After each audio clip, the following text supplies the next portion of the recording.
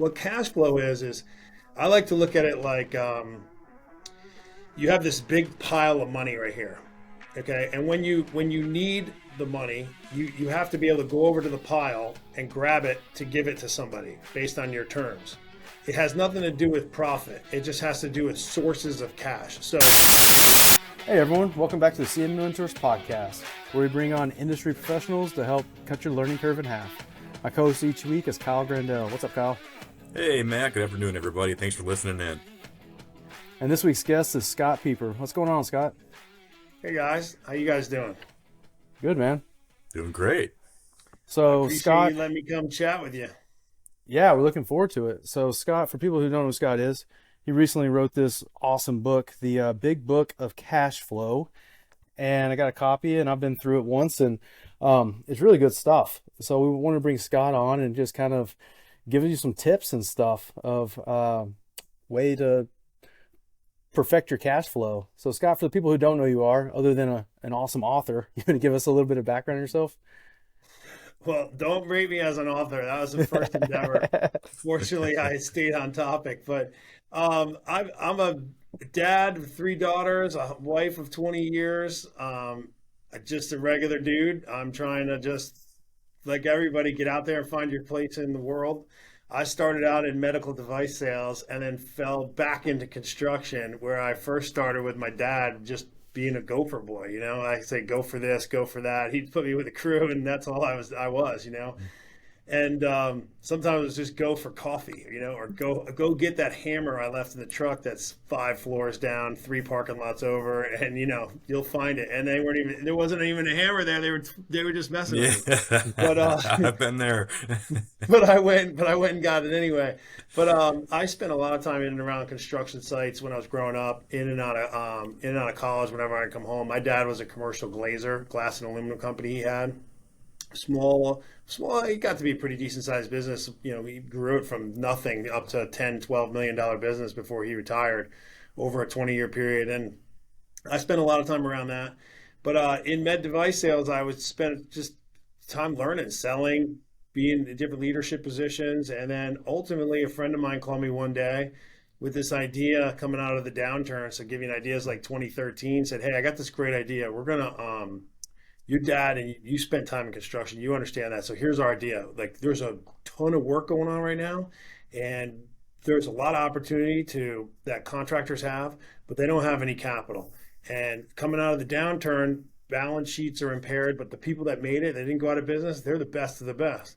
So we're going to make loans to them so they can do their projects. And I was like, dude, you're insane. That is like the dumbest idea I ever heard in my life.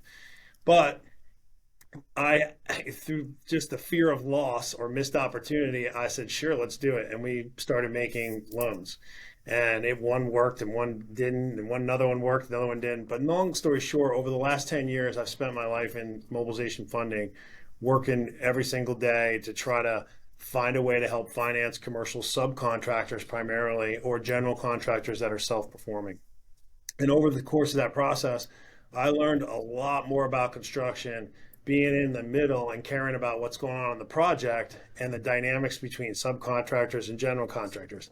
Some of which I learned was that the things I thought I knew aren't accurate at all. And some of the things I learned are, everybody's really in alignment. They just don't know it. And so through that process, cash flow became such a big and important thing to us, trying to figure out how to help folks actually finance their project. And in order to be able to do that, we felt like we needed to know what it was. So we kept asking, and we'd ask, okay, where's your cash flow? What's this? And nobody really had a cash flow. And what I learned was 2 things that contractors are very, very good at. They have a process for doing their bids, regardless of what it is. Sometimes somebody can just see it and they can come up with a price, depending on the size of the project, of course. And other times it's a very sophisticated way that they put it together. The second thing is they know what schedule they're supposed to construct that project in and how long it's going to take them. But what they don't know is how much of that cash that they're bidding in the bid, do they actually have to invest onto that project, and at what frequency, and how much overall is that investment prior to them getting money off the job, and how are they going to finance those gaps if there are gaps. They sort of just go, and whatever is in the bank, they use and they figure it out. And some will try to build a cash flow, but it's very difficult. So what we did is we built this cash flow model for us to try to figure out how to underwrite a loan, or for us to figure out how to help finance it. And we built this project cash flow tool that we quickly realized when we turned it around and gave it to customers and said, hey, this project doesn't work, or you need to do this or this, they were like amazed. And not amazed that like we're some geniuses, but they were amazed at the information of what they thought they were going to have to do compared to what's actually happening. But then the coolest thing happens is they're able to quickly and efficiently fix those problems when the information is given to them, way better than even I've ever saw in a boardroom at a high-end medical device company. Like, here's the problems, clear as day, right there in front of us. How do we fix them? And they're like, this is easy, no problem. Give me 2 days, I'll come right back to you. And they're like, bam, bam, bam, called out. When they come back, it's all fixed. And we're like, what'd you do? Well, I got on the phone with my 4 suppliers. I fixed this, and this. I got my terms to be different. I negotiated a better price over there. This tool was great. I didn't realize I was going to have to spend 50% of this contract before I saw any money or I was cash flow positive. And they fixed it. And I was like, this is amazing. So we started giving this out. And I'm like, this is incredible. They're actually, when empowered, unlike other, what I would call, you think are like these super more sophisticated boardrooms who could not come up with solutions. Here, contractors are knocking out this stuff. And that's before you even get into like true field engineering or fixing problems on the site. I mean, stuff that's going to last hundreds of years. So I've ventured out to write this book on cash flow because it's something I talk about every single day. And I'm like, I just need to capture this and put it in a book that's simple, easy, gives resources, answers the simple questions that people are either afraid to ask or intimidated to ask, but I know everyone asks because they ask us when they're comfortable. And that way, so you can use it as a quick hitting resource, but more importantly, it's tactical as well. Okay, I got great. Now you defined all these things and I don't know what to do. What do I do?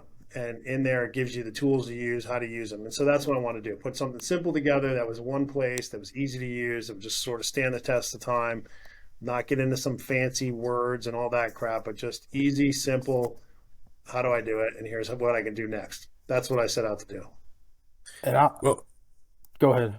yeah, so Scott, I'm really glad to have you on here because as a business owner, cash flow is something that's always a main thing on my mind. So I was excited about this, and also as a business owner and somebody who's in construction, I've also had my own experience and kind of gone through that financing cycle and kind of the what happens to us as contractors, and it's tough. It's really tough, and so I'd love to hear from you a little bit about what you've seen for why it's tough and kind of some of the things that help make that easier for contractors. Yeah. Well, the first thing I think makes it tough is not in anyone else's control. Nobody's doing anything stupid or dumb. I mean, some people do dumb and stupid things, but they do that in every business and industry. And that's just part of learning. But the construction industry, and I said this to another friend of mine, and I'll use the same example, but the construction industry has a cash flow cycle that is so unique and so unlike any other industry that if you were to take this cash flow cycle and put it on top of any other industry, not just business, I'm just talking industry, the industry wouldn't exist or would never sustain itself. And I'll give you a perfect example. I'm sure most people know construction here on this podcast and listening, but if everybody invoice, you do all the work for a month, you invoice at the end of the month, you wait 30 or 45 days to get paid, right? Let's just give that as an example. Sometimes it's a little better, sometimes a little worse, but for the most part, that's 60 to 75 days before a nickel comes off the project.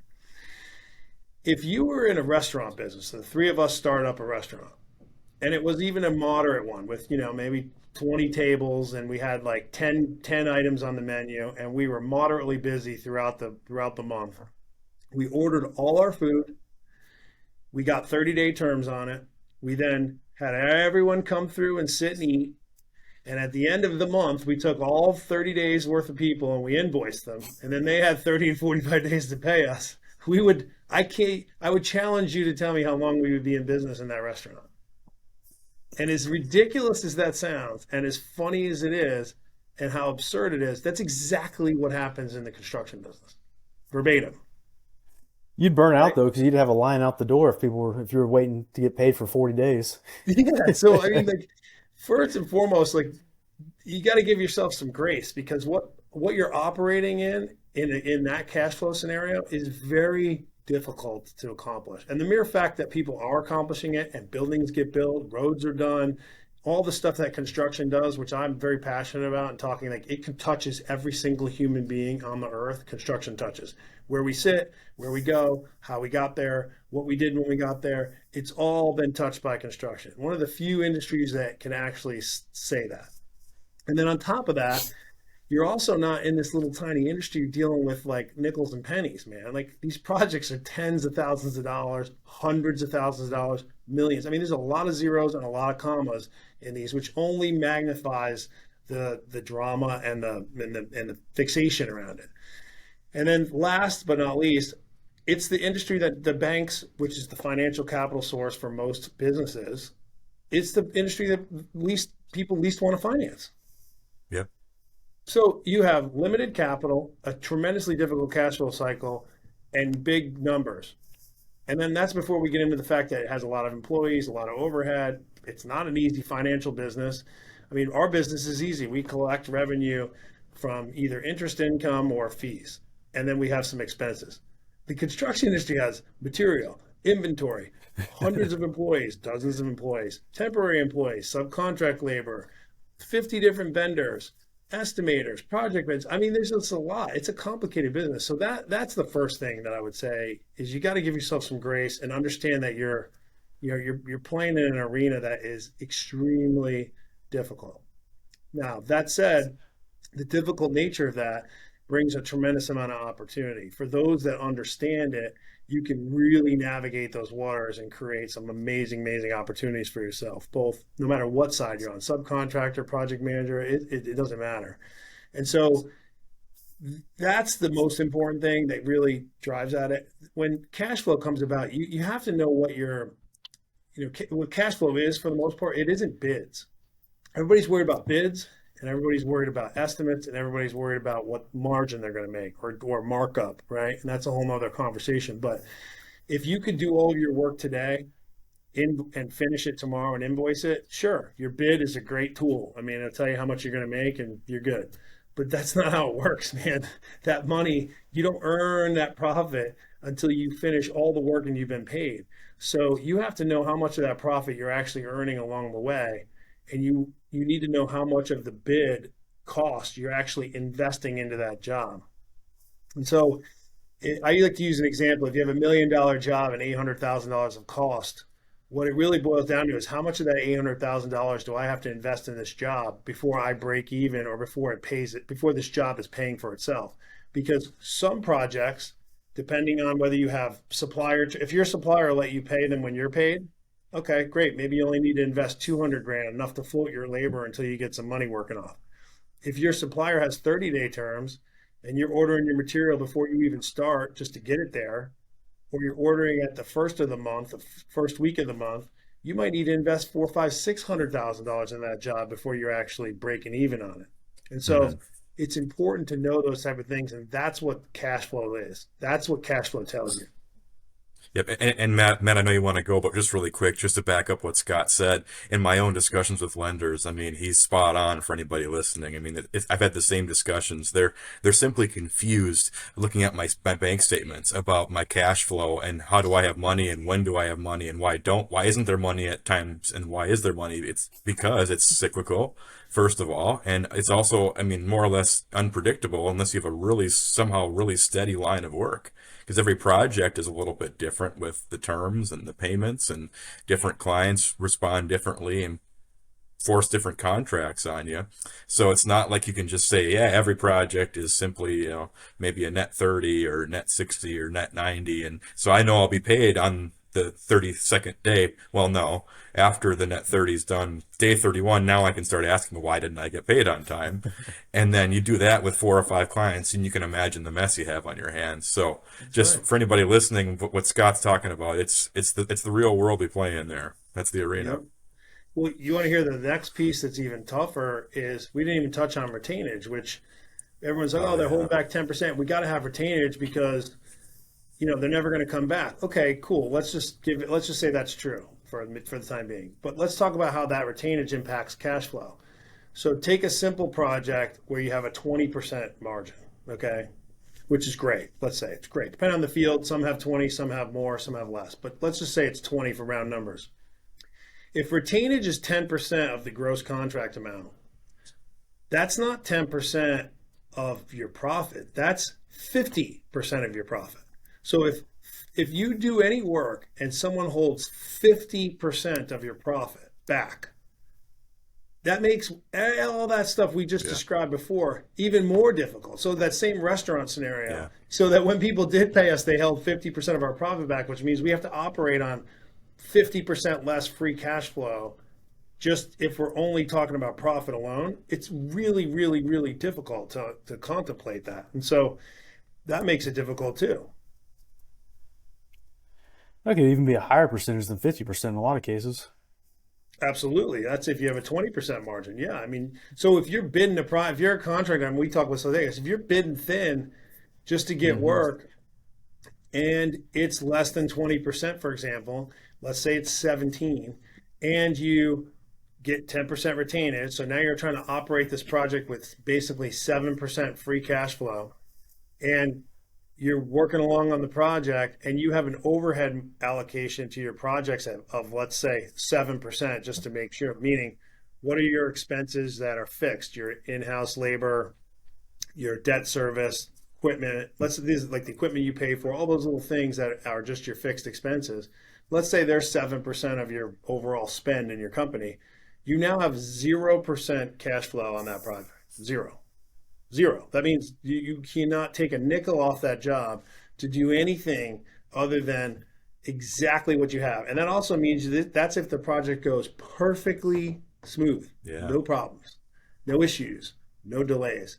And so those are the type of things that cash flow will show you and where to play, and that's what I was talking about where everyone's very resilient. When we offer that information out using that project cash flow tool, which we created and is on our website, and anyone can download it and use it 100% for free. I certainly talk about it in the book, but we've had that project cash flow tool on our website. Anyone can use it. It's set up there whether you work on a master service agreement, a work order, a purchase order, a contract, any terms. You load it, we create the spreadsheet, we send it to you, we don't market to it or nothing. It's a totally free tool. So that's there. It's always been there before even the book. But that tool then can give those folks to take, okay, you know what? I can't invest 500,000 of this 800,000 of this project, but I can 200. So they'll go to their suppliers ahead of time and say, hey, look, I'm about to spend $350,000 on equipment or material or whatever, and I want to spend it with you if you're a plumber. I want to spend it with you, Ferguson's, and I can't. Well, I need 45-day terms in order to make this work. Well, I can't. When you go to someone else and say, hey, look, I want to buy $350,000 for this project, and they'll say, well, I'll give you 60-day terms. Okay, perfect. Boom, you're done. You can do it. But it's really difficult to do that when you order all the material and you sign up for 30-day terms, and now you're 15, 20, 30 days late. You don't have the same flexibility or juice to be able to negotiate. But in the beginning, your suppliers, they want a $350,000 order from you, and they're happy to do it if you're building a school project. And if you don't ask for 60-day terms up front, then you don't get them. But if you go to them up front and do it, they're competing for the $350,000 at that point, not the terms. You know what I'm saying? And so that's the kind of information that it gives you and the kind of tools.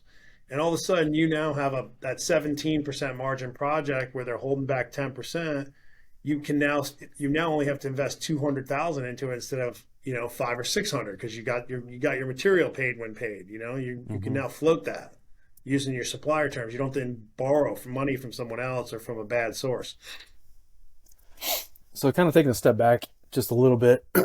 I mean, one of the first companies I worked for, I saw firsthand how growing too fast, basically they burned out. Just cash flow became a problem, and it was just a cycle of they were funding the next project based on this one, and then eventually just the whole thing imploded. But so not quite explain like I'm 5, but explain like I'm 23-year-old Matt, like what is cash flow, and like, because I feel like maybe some of those entry level people, and we're making this podcast is really trying to be a resource kind of for the next generation. Mm-hmm. Maybe some people coming out of school who don't we talked about this last time we talked, Scott, like what is a submittal and what is an RFI? And I don't even know what these things are. So cash Yeah. flow a lot of times is only talked about maybe at an executive level or even, something like that. Or maybe the project managers, but the assistant project managers may not fully understand it or understand what they're doing day to day, how that really impacts the cash flow of the business. So can you give us a real sort of explain like I'm 23, fresh out of school, don't know what I'm doing, example of what Yeah, cash flow is and kind of maybe something that I could do in that situation to help my company's cash flow? absolutely. I'll give my best attempt. All right, so two things. First, cash flow and profit are two different things. Okay, profit is the best way I can explain that is you do all the way it looks on a bid sheet. And if you could do all your work in one day and invoice it the next day, be paid the next day, your bid sheet and your cash flow will look exactly the same. Okay, but that doesn't happen. So what you have to do is take the on a bid sheet, and I'll use the same example. It's $1 million job and $800,000. Well, you have to put time in there and figure out how much time is it going to take me to do this? Am I doing this over a 4 week period? Well, if you're going to spend $800,000 over a 4 week period, how fast are you going to invoice the million? If you're going to do a project over a 14 or 40 week period, okay, well then that 800,000 is going to get spread out over a longer period of time. What cash flow is I like to look at it like you have this big pile of money right here. Okay. And when you need the money, you have to be able to go over to the pile and grab it to give it to somebody based on your terms. It has nothing to do with profit. It just has to do with sources of cash. So in this example, you have a pile of money. In another example, you might have a line of credit that you can use. You might have a credit with your supplier, but you need cash. So if you have this pile of cash or a way to create the pile of cash, you always have enough on the pile when you need to pay something.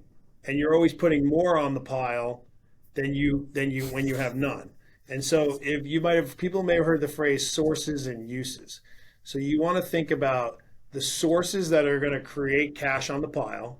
That's your customers paying you. That might be cash you put into the business. That might be a line of credit you have with the bank or other source.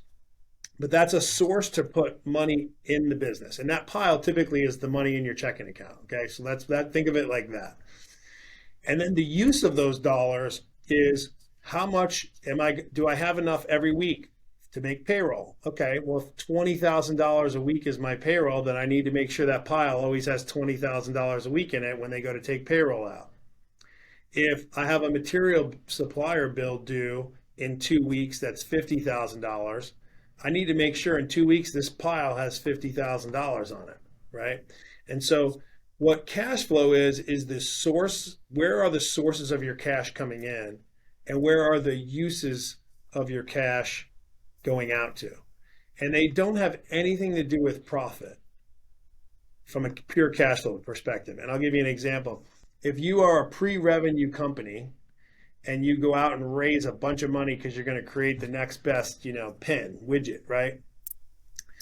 You might spend millions of dollars and have 15, 20 employees. Or take Tesla, for example. People always said Tesla wasn't profitable for the first 10 years, but yet they were making cars and everybody was using them. How are they not? You certainly were paying more for the car than it cost, right? Well, if that's the case, that's the difference between cash flow and profit. So you have to have enough access to cash, i.e. the pile of money, to pay for things that you need to pay for based on the terms. And profit is once you if everything was a boomerang, right? And you loaded up the costs on the boomerang and you kind of slung it out there and it went out and dropped all the money off somewhere else. And then it came back to you with nothing. And then you slung it out there again and it picked all the money up plus your profit and brought it back to you heavier. That would be the difference between profit and cash flow. But each time you threw the boomerang around, it doesn't necessarily have to have profit on it. It just needs to come back with money on it. And you need to have enough money in the pile to use it. And so that's where you hear the terms like, when do I break even, or what's my burn rate? But does that help explain it kind of in the most simplistic way? I think so. I think that was better than I could have done. I like the pile of money analogy where you've got the money, Yeah. trying to make sure you got enough money to keep paying when the bills are coming due. That's right. And I'll tell you where this shows up in a construction business. You're growing and you're doing it profitably. You're invoicing your customer and they're approving your invoices. And you know you have profit in there. But yet you're sitting there wondering how you're going to make payroll this week.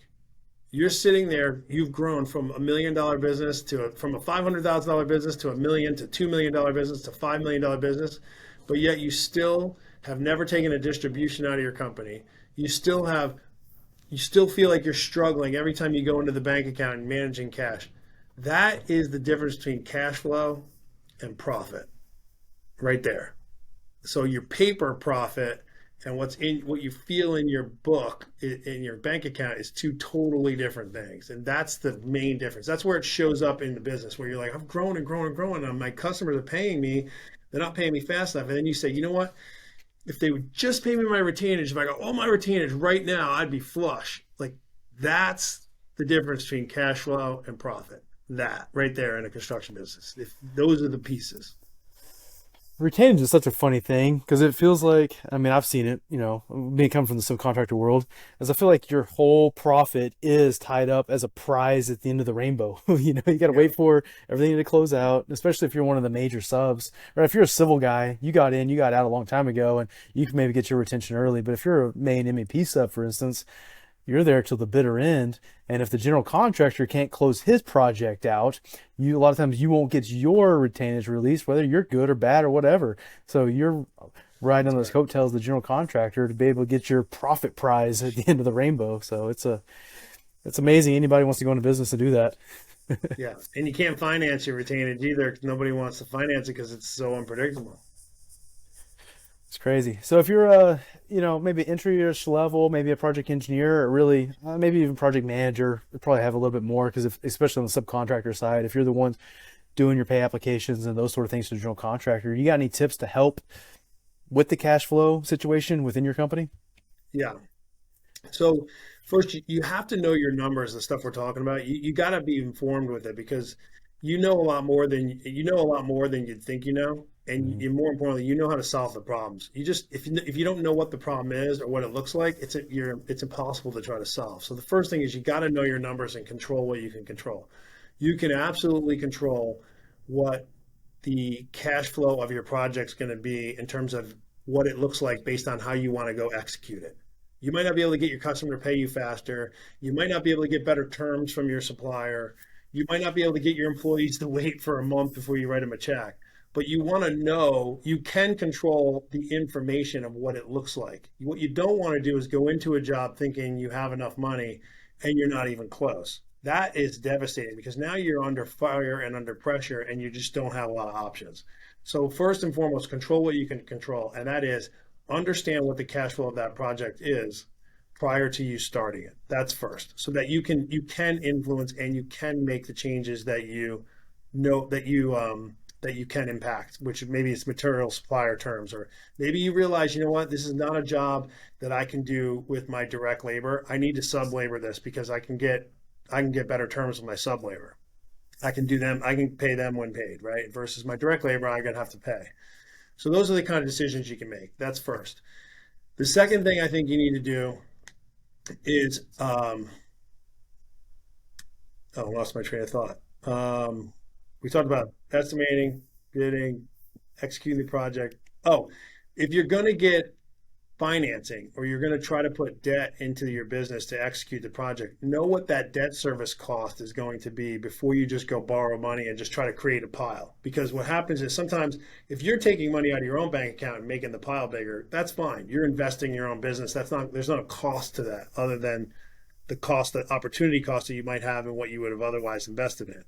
But if you borrow money to create that pile bigger, and then that fact you borrowed it is also going to need to draw from the pile on some kind of basis, and you don't factor that into the equation, you can make it way worse. You can make yourself feel good for today, and instead of this problem being here 2 weeks from now, a month from now the problem's up here, and you're actually, now it's choking you out. And so that's another key thing that you want to understand. Those are the real two things I would say to figure that out from a cash flow perspective. Yeah, companies go out of business for a bunch of reasons, but I've seen some really successful, they seem successful from the outside looking in. Companies go out of business purely because they could not manage their cash flow and they got upside down. And you don't really know what happened, but it could have been their debt. They couldn't essentially pay their interest or something. You never really know. And they eventually just throw their hands up and walk away. It's kind of sad. The other hard thing too to that, and where that falls into play is you want to know what your costs are internally too. A lot of people are focused. I see a lot of contracts focus on what they need to bid in order to win the work. And obviously that's a key component because if you're overbidding everything and you never get a job, okay. But what's important is you still have to do the project. You have to bid it at what you can do it for, not what your competitors can do it for. So like if the four of us were competing for a job, we're all civil engineers. Well, Matt, if you own all of your equipment because it was gifted to you and you have no cost of your equipment whatsoever other than service and maintenance. Mm-hmm. But Kyle and I both have to either rent our equipment or I bought all mine and I have debt service on it. You might be able to do the work at 15% margin, right? But if Kyle or I did it at that same 15%, we'd be out of business or we'd be underwater because I have to pay for my debt service on my equipment and Kyle has to rent it. Okay? And so if we're constantly bidding against each other and you're always winning, it doesn't mean Kyle and I should drop our price to 15% because then we're just going to go out of business.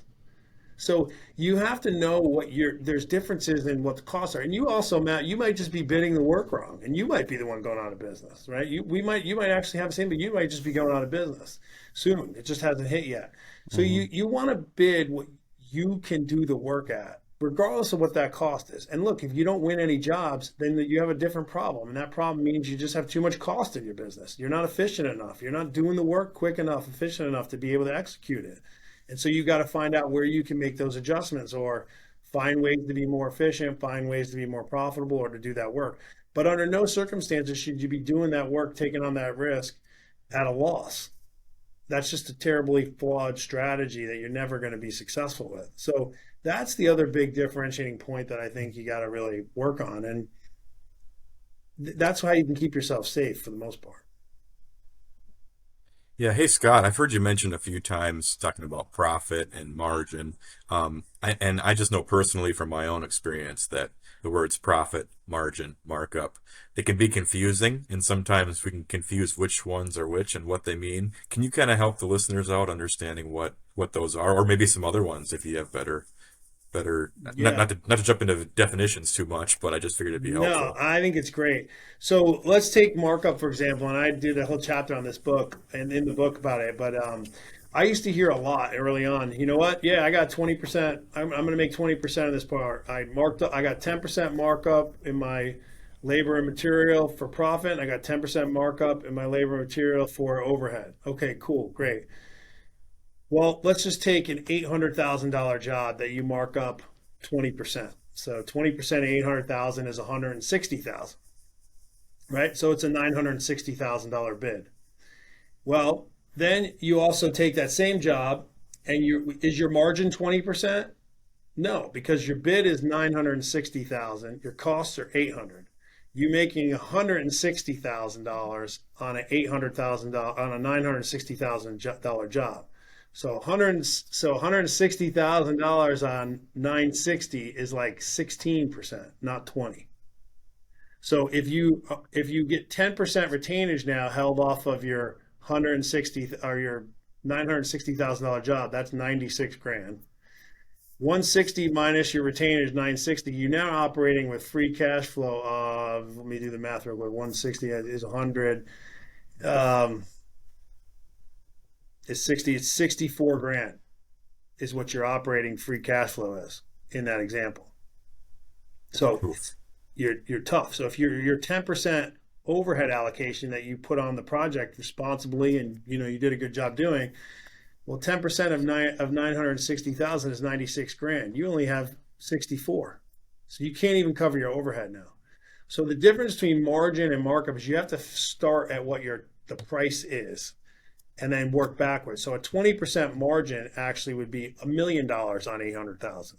So you need to take 800,000 and divide 20% or divide that into 80% so you know what that is and create the other 20. That's the biggest difference. Margin is the actual price you give minus all of your costs, and that delta is your margin.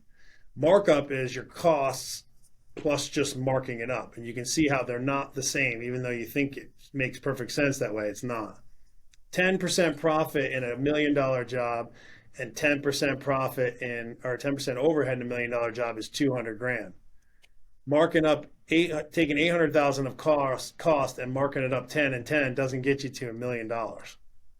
And so that's really critical, because you do that more than a few times, that's 3 or 4% on every job, and you're thinking you're making 20 and you're not, you're in trouble. So that's the main difference between markup and margin. Profit is what you actually get paid, that you're realizing. You actually did spend 100. When you go back and look at that project in completion, you've been paid all of your money and you've also paid all the bills. Your profit at that point you can calculate. You actually did spend 800,000. You actually were paid $1 million. My profit on that job was 200 grand. You can't really figure that out till the end. Yeah, and for anybody listening, I mean, for me, those are important words to think about and really understand, because like when I'm putting together my bids and my jobs, I'm always thinking about what's that markup and what's that margin and what's the profit going to be, because it directly affects the rates and for how I can actually go into this project and hope to actually make a little bit of money and be able to, get another project. So it's really key principle to understand for anybody listening. Yeah. I think a lot of subcontractors too that start out, a lot of times I think a subcontractor is a guy that came from the trades, right? He's tired of working for the man. He's a really great plumber. He's like, I'm going to go into business for myself. I'm going to become a plumber or open up a plumbing subcontractor company. And that dude has no financial literacy at all, really, right? He's a plumber by trade, and he may know how to use QuickBooks and he's trying to do it. But I would really recommend, honestly, I'm glad Scott's on here, but I would recommend this book so much for anybody like that, because he breaks all that down. Like, Scott, you were rambling off those numbers a minute ago and it was going over my head just because you were going so fast. But I say all that to say, that's all illustrated here in the book with lines and charts and all kinds of stuff. And if you need a picture to do it for you, all the pictures are right here. So anyway, I couldn't recommend this book enough for really anybody who's maybe starting a business and really trying to understand cash flow. Because what I've seen a lot of times is guys are making a bid, right? They're saying, again, it's going to take me 100 hours and my rate's $100 an hour. So whatever that is, right? There's $10,000. My math doesn't work that fast, right? So that's my bid, right? Or they may say plus 10% profit, and they do that. And then they don't understand cash flow, and they don't understand, we'll have to go buy this material, have to go buy this stuff, and they're just hoping and praying they're going to have money in the bank when the bill comes due, because they're not thinking ahead like that. And then what's profit? Profit's just a prayer that I have money left in my pocket at the end of the day. That's all profit is. And Right. so if you don't have a plan going into it, man, you're just asking for failure. Yeah. And you can't, you don't want to hope and pray you have enough at the end. You know what I mean? You should definitely hope and pray, but you should execute too, Yeah. And it's just sad, because if you knew, again, like I said, when empowered and having the information, I see contractors make all the right decisions. As a matter of fact, they're able to execute, not only see the decisions, but then execute those far better than I've seen in other industries. It's just, if you don't know it or you don't have it in front of you, you're not. And you made a great point. There's a great book called The E-Myth Revisited, and it talks about exactly what you said. It's about a technician, the E-Myth stands for the entrepreneurial myth, right? So there's 3 things that we are all, but you can't be all 3. You're either one of the 3 or maybe 2. And the first is an entrepreneur. You have that big vision. I can go out there. I'm going to go out on my own. That's the part that gives you the impetus to jump. The technician is the plumber, right? They're a trade. They know what to do. They technically like and understand what they're doing. And then the financial side is the third side. You need all 3 in a business, but you can't be individually all 3. And so in the trades, you're typically going to see somebody as an entrepreneur and a technician, because they started as a technician. They started working for somebody that was a real pain in the ass or terrible, and they left and they jumped on their own. So I'm just going to do it on my own. So now they're an entrepreneur. So they got both covered, but they never pick up the finance side, like you said. The construction businesses that have the financial talent inside and actually understand that and appreciate it and adopt it early, I'm telling you right now, they crush it, and they do so well, and they use money so well, and they navigate through all this turmoil that we laid out that sounded terrible up front. They're like ninjas moving through that, and they scoop up all the opportunity from that turmoil, and they do amazing, amazing things. Those folks are the ones that get it. And the only separator is they have the financial component from somewhere, either talent in the business, they hire the right accountant, they bring somebody in, and then they're given that information. And then the entrepreneurial side of them and the technician side of them crushes it because they know what decisions to make. It's not a super complicated concept if somebody kind of lays it out for, or if you're behind it, right? I mean, it's probably way more complicated knowing how to build a building, right? But then they can't get their finances worked out. It's kind of a funny concept. And I think the other thing too that makes a big difference is you don't be scared to say like, hey, I don't know that. Let me ask this question. Or have an ability to perform. Like I would love to see more subcontractors go into their general contractor with more of an abundance mentality and say, you know what, like I'm going to crush this project for you. I'm a performer. I know how to perform, but this is what I need in order to be able to do that.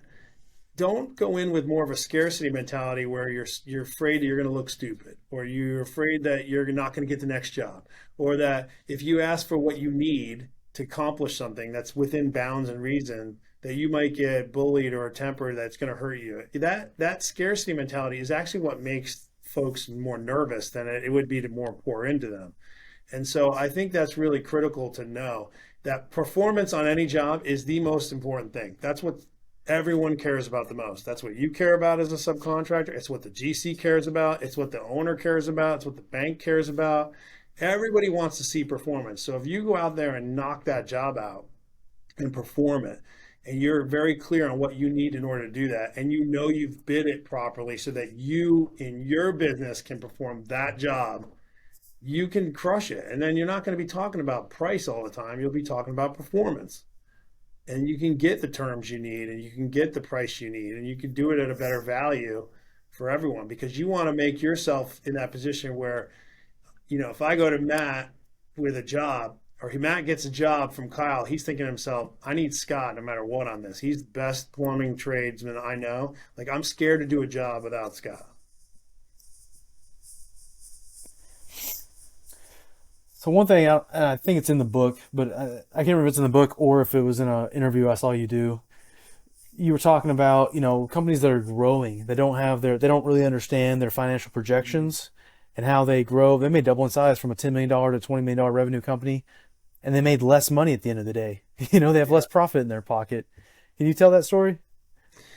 Yeah, so growth is like financing growth is a whole nother ball game because and sometimes you're financing growth, but you're not even growing, because how often in construction do you have your whip perfectly timed out, right? And it's all going to be, one's going to start in quarter 1, one's going to start 2 months later, 2 months after that. Next thing you know, they all start at the same time. Well, you may not be growing from a revenue perspective from one year over the next in that case, but you certainly are in June when all 3 projects start in June. You have to manage that much differently than as if you had them perfectly timed out from January to June, right? And so growth cash flow is totally different ballgame to understand, because again, we'll go back to that pile analogy. If you have one project that you're trying to manage with this pile of cash, it is what it is. If you have 2 projects that you're trying to manage with this pile of cash, in theory, twice as difficult. If you have 3 times difficult, and so on. So what you want to do is basically, if you grow too fast, it takes time, for all the reasons we've all talked about, to realize some of that profit, to realize some of that positive cash flow. What does that mean? It's a fancy way of saying, make sure your pile's big enough to take on the next level of work that you're doing, i.e. growing from 1 million to 2 million, 2 million to 4 million, etc. And so when you're financing growth, sometimes that's where debt can really help you. Because if you're borrowing money to help you fuel growth, and you're borrowing the money in a congruent manner that helps you grow. And what I mean by that is, if you borrow money and you have to pay it back every single day starting tomorrow, but you're only paid once a month, that's probably a bad way to borrow from, right? But if you can borrow money, use that in that pile when you need it, and then when you're paid, money's coming back into the pile, you can also pay your debt service at the same time. That's a whole different ball game. And so creating growth means if your business is sustaining really well, managing one or two projects at a time, and you're having to turn down work that you know you could do, that third or fourth project, that's the project that pulls so much cash out of your business that all of a sudden now you have three or four really profitable projects on paper, but you are broke and you are like suffering and you don't know where your money's from because you've depleted the pile. So what we talk about and where we actually help a lot in our funding business and mobilization funding is when you're doing those one or two projects and your pile's good enough and you're comfortable and you're sleeping at night, but you take on this third or fourth project, being able to finance this project over here outside of having to use this pile of cash will allow you to grow without feeling that pressure. The pressure comes from this pile being here. There's no pressure in your world when you have enough cash here. That's the difference. And so if you can take, instead of this project here, this last one, going over here and being pressure point on this, you can actually finance it outside of your normal operating budget, cash flow. Now you can use this project to get it to the point where it's cash flow positive and it's actually adding to the pile versus sucking from the pile.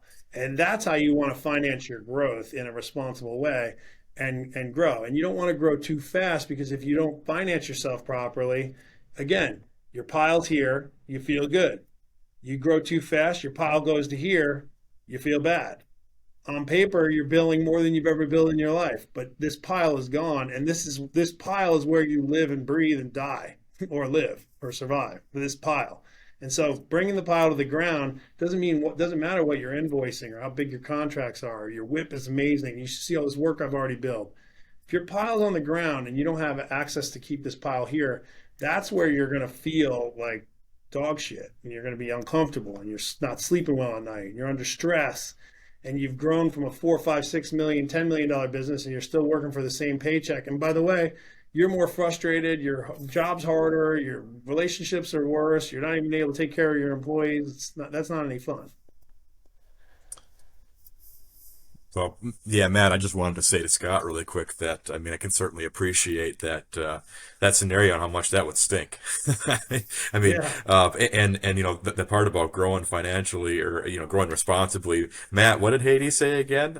Use somebody else's money to grow your, I mean, that's, you know, and again, I think the word responsible is the key part here, right? Is you know, managing your cash flow to, you know, to this whole topic here that Scott's educating all of us about today. Doing it responsibly for the sustained growth is the key. Yeah. You want to find a lender that can help you. Well, not only understand you, anybody can lend money, right? And they can protect themselves and get paid back. But if you can find somebody that can lend you the money, but also add value at the same time, maybe that value doesn't feel good to you. Maybe it's the constraints they put on. I'll give you a perfect example. When I first started, we borrowed money. I'd go to you two guys and say, hey, like, can I borrow some money? I'm going to make some loans. This is how it's going to work, blah, blah, blah.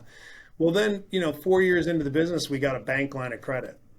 And the bank actually lets us borrow money to make loans that they wouldn't make, basically, if you really want to know how it works. That's really what they're doing. And then, but what they did at the same time is they put constraints around what we can do, what we can't do, how we can do it. And it basically was formatted on the things that we said we do, but they hold us accountable to that.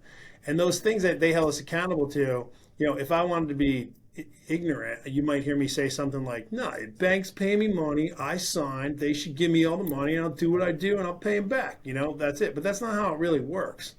They said, I'll lend you the money under the terms that you said you do and how you do it, but we want to hold you accountable to that. So, you know, you got to turn these reports in every month or every week. You got to show us that you're doing what you say you're going to do. And you know what?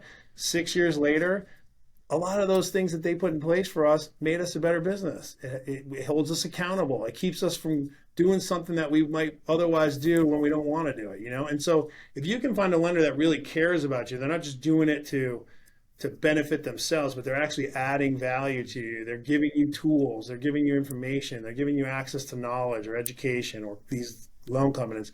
That's super valuable to help you. Not only just money, but it's a real value. Mm-hmm. And then you can crush it. So if there's somebody out there that's maybe looking for the first time of having a service like yours, or getting a line of credit or something like that, how's the how's the interest work? And I guess there's an origination fee that goes along with it, plus how's all that work? Just kind of Yeah. maybe rounder numbers can generally, what's it going to cost them to do that? Yeah, the easiest way I like to explain it and the most simplistic is if for someone, if we're a good fit for somebody, we're going to build that cash flow out. We don't have any application fees or anything like that. We're going to build the cash flow out. They're going to know exactly what it looks like. Our underwriting is really done in two phases. We look at the business first. Where's the business sit? Like basically think about the pile. Is money in, money out? Are they doing a good job now? Are they okay? We don't care if they're financially profitable per se. We don't care how profitable or do they have all this money. We're not a bank. But what we do care about is, are they just running a good business? Money, maybe they're breaking even. Maybe they're working just enough that they can pay themselves and they're in that growth phase, right? And they might not just have been able to realize their profit yet. That's fine. And then what we do next is we look at the project that they want to execute on, and we look at that specific project and the cash flow of it, and can we help them? All the things we just talked about today. What's their margin? When do they realize profitability? How much do they need to invest of their costs and expenses?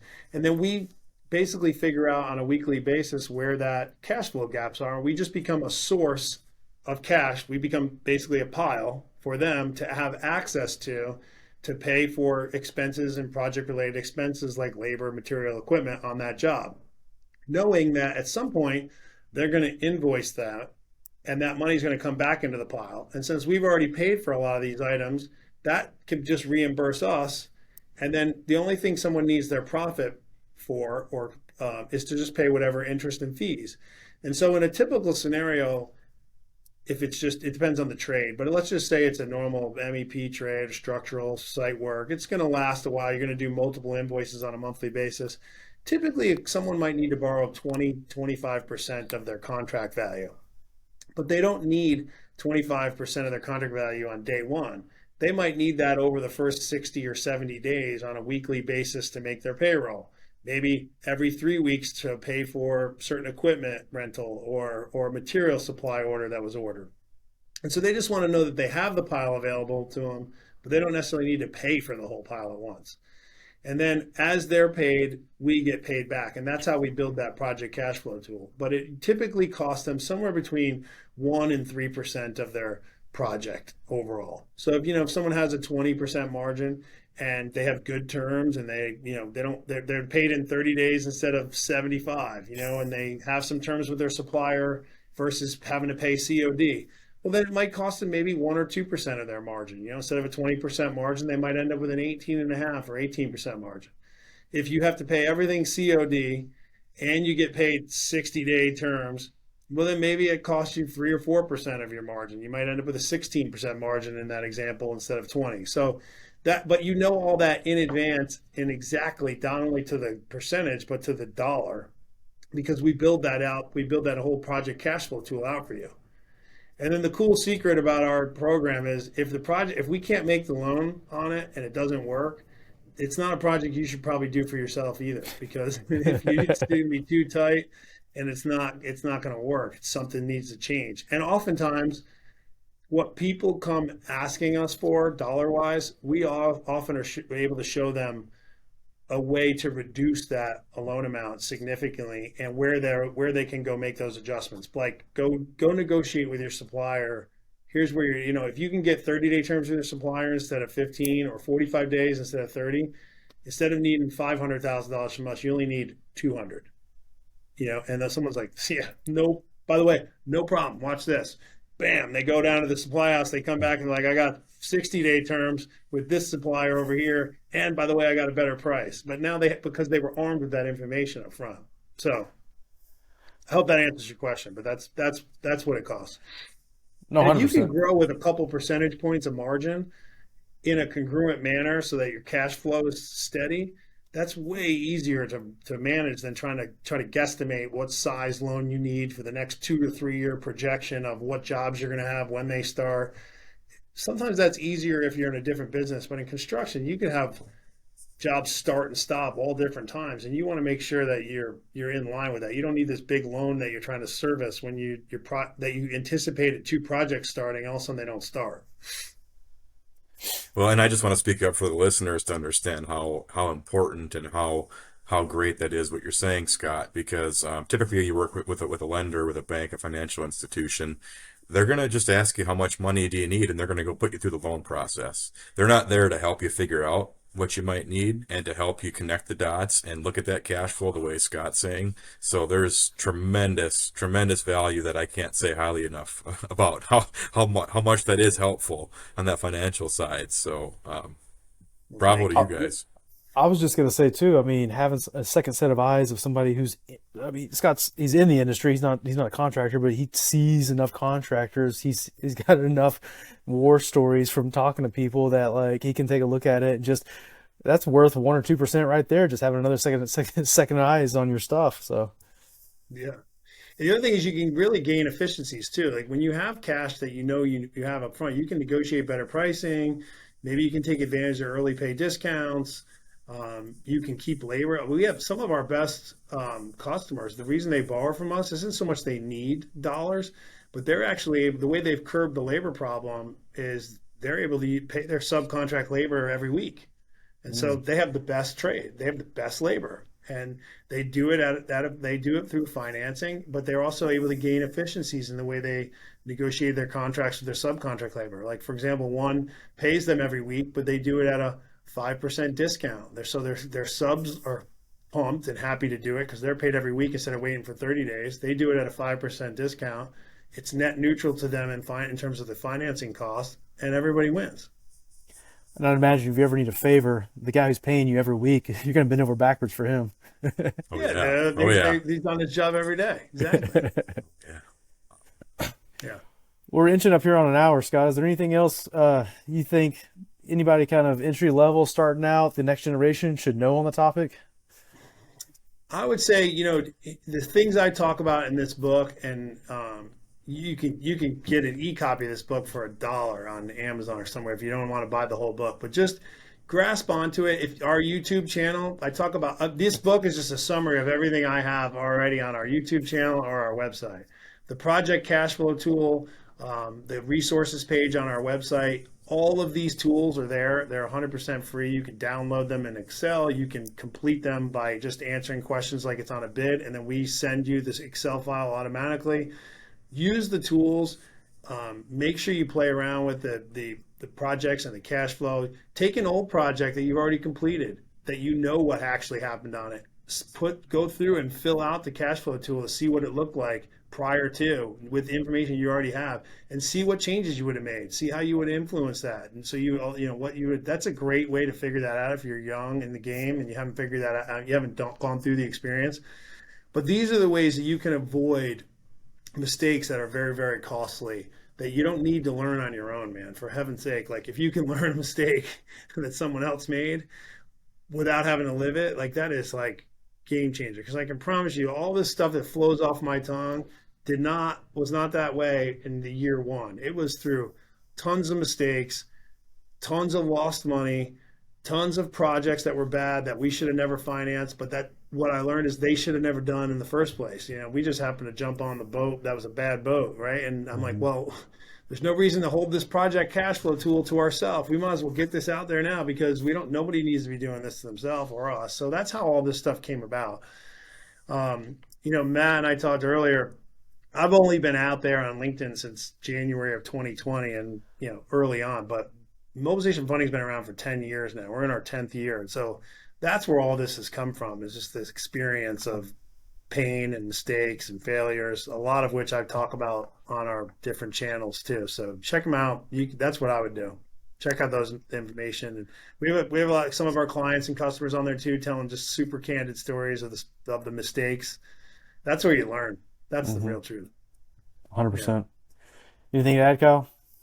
No, I just it's been great hearing from Scott, and I hope the listeners are really paying attention to the value that he's talking about here, and for anybody that's going to get into project management or jump into business ownership, really you got to listen to what Scott's saying. It'll help you out huge. I've learned a lot the hard way in my time too. So Yeah. I'll just add, I mean, get the book. It's only like 90 pages. It's an easy read. There's a lot of pictures. I call them pictures. They're basically charts, right? Graphs, kind of walking you through it all. So highly recommend that for anybody. So Scott, how can you mentioned LinkedIn, but is that the best place to get in touch with you, or how can people reach you? Yeah, please, two spots. Really connect with me on our LinkedIn, both our company page is Mobilization Funding and Scott Peper on LinkedIn, and then our YouTube channel. Go to our YouTube channel, YouTube Mobilization Funding, and subscribe there. We put out a lot of content. Anything we do ends up on our YouTube channel. We do lots of live webinars. That's where you can find us. That's the best place. But yeah, Mobilization Funding on our YouTube channel, my personal LinkedIn, and then our company, Mobilization Funding LinkedIn. That's the best places to find us. Awesome, man. Well, I appreciate you joining us. This has been great. Yeah, thanks so much, Scott. You're very welcome. Thank you, guys. I appreciate it. Take care. Till next time. See you, everybody.